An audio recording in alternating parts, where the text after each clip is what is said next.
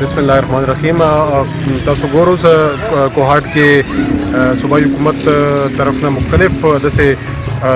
پروجیکټ سرینو هغه لګي مو انیشیټ کو او هغه کې بیا مو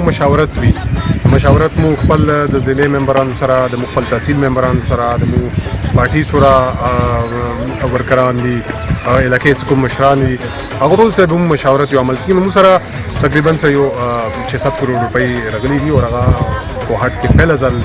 یو پروجیکټ انیشیټ کو سوزو واټر پارک تاسو کتلی وي ډېر د مختلف سرینو هغه لاهور ته سي مری ته سي هغه فیسیلیټیز خپل کوهاټ خلکو لپاره کوهاټ کې او تر وړم د زینن مو کتو پک صاحب او مو د زینن مو کتو اور ما ته بار خدای ډېر آیډیل ځای دی ځکه چې کوهاټ بالکل د منځ دی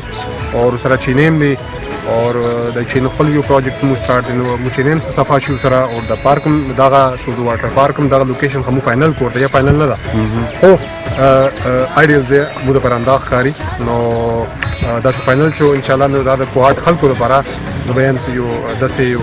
پروجیکټ وي چې کوهاټ خلک ان شاء الله تحریک انصاف یې تحریک انصاف کوهاټ کې کوم کو کرنو کو چا زین کې نو کارنو تم کوهاټ کې